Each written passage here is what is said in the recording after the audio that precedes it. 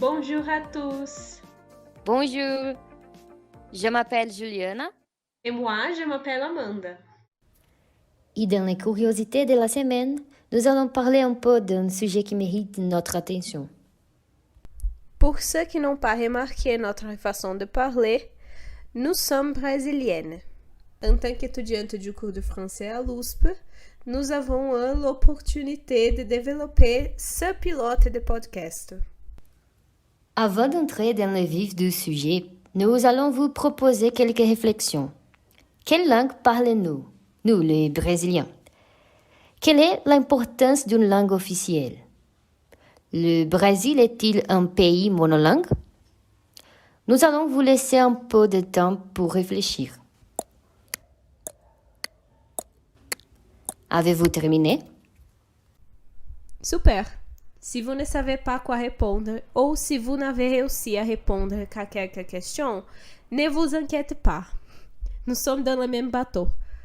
Bien que brésilienne, nous pensions aussi jusqu'à récemment que le portugais était la seule langue parlée dans notre pays. Et donc la seule langue officielle. Nous sommes heureuses de dire que nous avions complètement tort. Le Brésil n'est pas seulement diversifié sur les plans culturels, il possède également une grande diversité linguistique. Mais pourquoi ne le savons-nous pas? Pour répondre à cette question, faisons un petit voyage dans le temps. Au XVIIIe siècle, précisément. Imaginez qu'ici au Brésil, vivent à cette époque des populations d'origine, de cultures et de traditions différentes, un peu semblantes à celles de nos jours, n'est-ce pas? Oui et non. En pièces détachées, nous disons oui car notre pays est encore riche et diversifié au niveau culturel et linguistique. Cependant, il faut reconnaître que malheureusement, une grande partie de cette diversité a été perdue, si l'on peut dire. Cela se produit principalement en raison de la politique d'occupation portugaise dans sa colonie que nous appelons aujourd'hui le Brésil. À cette époque, le plus important pour la couronne portugaise était de prendre possession de tout ce qui pouvait générer des richesses matérielles et pour atteindre cet objectif, il n'y avait aucune limite. Dès l'imposition d'esclavage pour obtenir la main-d'œuvre nécessaire aux activités économiques, à des attitudes regrettables comme l'interdiction en 1758 par le marquis de Pombal de l'enseignement et de l'utilisation de toute autre langue que la langue du prince. Les conséquences de cette interdiction et d'autres ont été dramatiques pour la diversité culturelle et linguistique de notre pays, à tel point qu'aujourd'hui encore, de nombreux Brésiliens pensent que le portugais est la seule langue parlée sur notre vaste territoire.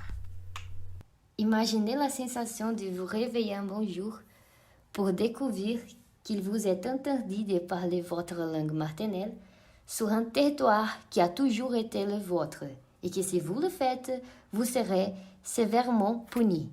C'est le sentiment qu'ont éprouvé les peuples autochtones et malheureusement éprouvent encore, car malgré les avances des politiques linguistiques, comme nous le commenterons plus loin, la scène politico-économique dans laquelle nous vivons affecte directement la valorisation, la protection, la reproduction des langues autochtones dans les secteurs publics et privés de la vie de ces peuples.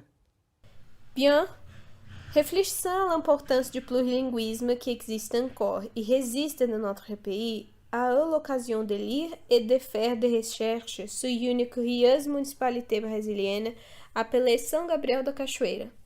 Mais pourquoi est-ce curieux? Elle a été la première localité brésilienne à reconnaître comme officielle 3 langues autochtones aux côtés du portugais, le Nhengato, le Tucano et le Baniwa. Le territoire est situé au nord du pays et borde la Colombie et le Venezuela. Il est facilement identifiable sur la carte du Brésil car sa forme ressemble à la tête d'un chien.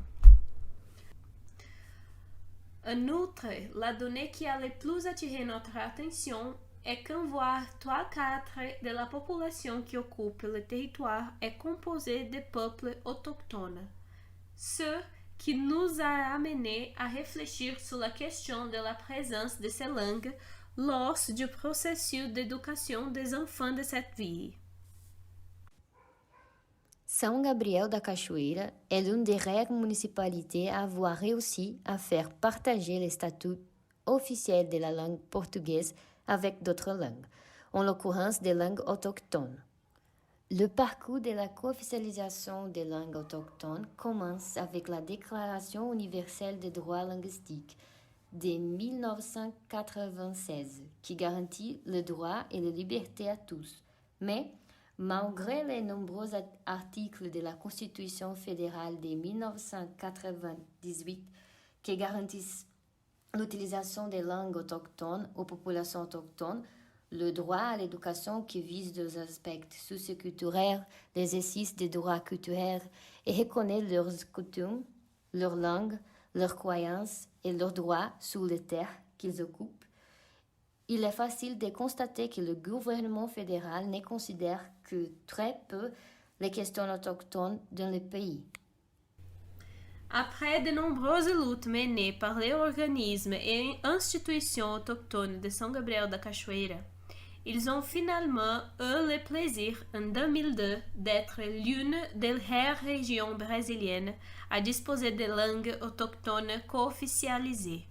Depuis la loi municipale numéro 145 de 2002, à savoir le Ngingatu, le Tucano et le Baniwa.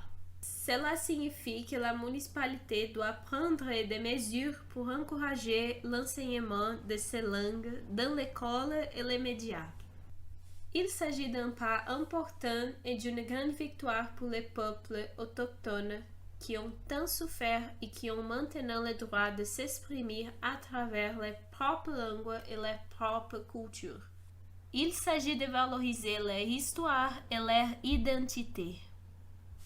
Bien que ce type de réalisation soit très importante, on peut constater que la loi n'est pas forcément appliquée de manière correcte dans cette région. Cela s'observe facilement dans des études telles que celle menée par Rosilene Campos Magalhães Gomes en 2013.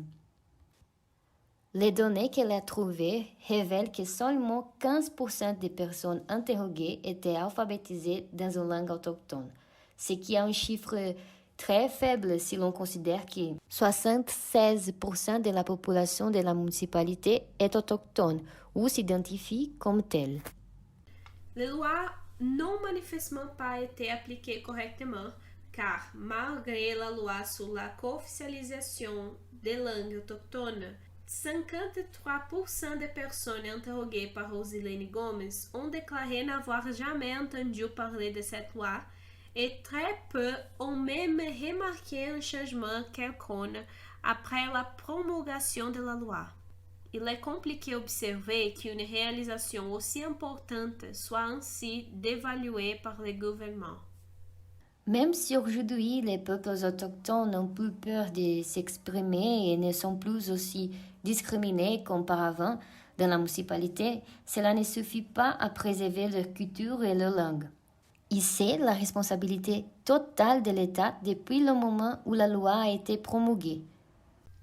La loi promet des choses comme la prestation de services publics dans les langues officielles, ce qui n'est clairement pas le cas, car les personnes qui travaillent dans ce sens n'ont pas été embauchées correctement pour cette fonction et sont rares. C'est-à-dire qu'elles sont très demandées et ne sont pas en nombre suffisant pour répondre à la demande. Les questions de documentation publique peuvent même être trouvées dans certains organismes publics, mais pas tous. Les moyens de communication et de signalisation dans la municipalité ont été complètement oubliés. Il n'est pas très facile de les trouver adaptés aux langues autochtones. Et l'un des principaux domaines, à savoir l'enseignement, connaît également des difficultés. Principalement en raison du fait déjà mentionné que les personnes n'ont pas été embauchées pour enseigner ces langues autochtones. Dans quelques cas, les personnes qui travaillent dans les écoles et connaissent ces langues ont été réaffectées, mais cela n'est toujours pas proche de l'idéal. Toujours dans le cadre de ses recherches, Roseline Gomes a constaté qu'environ le 70% de la population apprenait une autre langue à l'école, mais que la plupart d'entre elles, plus de 50%, étaient des langues étrangères et non des langues autochtones à proprement dire. C'est-à-dire que même à São Gabriel da Cachoeira, les langues étrangères, comme l'anglais et l'espagnol, sont plus valorisées dans l'éducation de base que les langues co-officielles de la municipalité. En 2006, il y a même eu quelques discussions pour aider à résoudre ces problèmes, mais apparemment, rien de très significatif n'a été mis en pratique. Ce manque de valorisation des langues autochtones, même après le décret de la loi, est pratiquement un héritage du passé discriminatoire que ces peuples autochtones ont subi et il est de la responsabilité des organes fédéraux de maintenir et de préserver leurs valeurs socioculturelles et la langue autochtone dans cette région. Si l'on regarde l'ensemble du tableau, certains organismes jouent leur rôle, mais une grande partie d'entre eux considèrent ces pratiques avec mépris et ne cherchent pas à jouer leur rôle à cet égard. Que pouvons-nous tirer de tout cela? Pensez-vous que le processus de scolarisation contribue positivement à la valorisation et au maintien de ces langues? À notre avis, il ne s'agit que d'un outil moderne pour le maintien d'un système politico-économique qui se préoccupe davantage de maintenir la stabilité financière du marché du travail que de préserver la culture et la langue de ces personnes.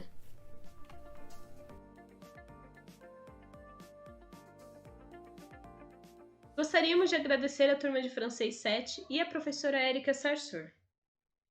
Também gostaríamos de agradecer à Faculdade de Filosofia, Letras e Ciências Humanas da Universidade de São Paulo.